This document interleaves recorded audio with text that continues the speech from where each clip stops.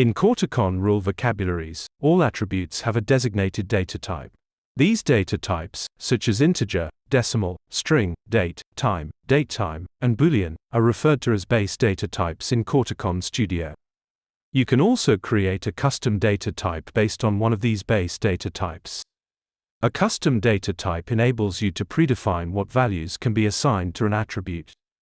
You can define two kinds of custom data types. The first type of custom data type is enumerated, a specific list of acceptable values. For example, you can limit the acceptable values for aircraft type to 747, 777, and 787. The second type of custom data type is constrained, values that are limited by a constraint expression. For example, you can limit the length of an attribute value to 6 characters, or limit an attribute value to less than 10,000.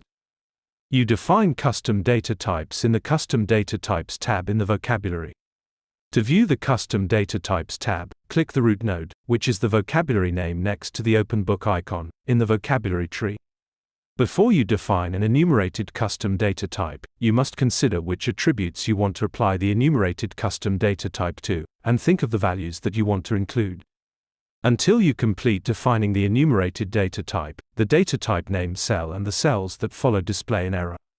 You can ignore this error until you complete defining the custom data type. Labeling a value is optional. You should use labels to document values that may not be intuitively understood. All labels must be unique. Label names must not contain spaces or special characters such as hyphens and asterisks. You apply an enumerated custom data type to attributes in the same way that you choose a base data type for it. The custom data type name appears under its base data type in the Attributes Data Type property drop-down. When you define a rule in a rule sheet that uses an enumerated custom data type attribute, the corresponding cells in rule columns display those values in drop-down lists. You can only select from this list. If you enter a value that is not in the list, Corticon Studio displays an error. Similarly, you can only select acceptable values when specifying input for enumerated custom data type attributes in Ruletests. As you may remember, a constrained custom data type enables you to define acceptable values through a constraint expression. The constraint expression must include the special term value. Bear in mind the following: when you define constraint expressions, you can use logical connectors such as and or. You can use parentheses to form more complex expressions. You can use attribute operators that are compatible with the base data type.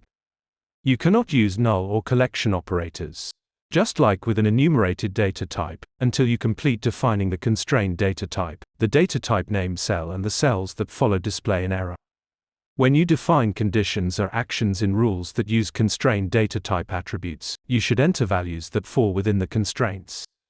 Corticon Studio does not prevent you from entering values outside the constraints in Rulesheets and Ruletests. However, if you run a rule test where the input or output data exceeds the constraints, the test execution results in an error. There is a setting that allows testers to relax enforcement of constraints and list values, displaying them as warnings so that processing can continue.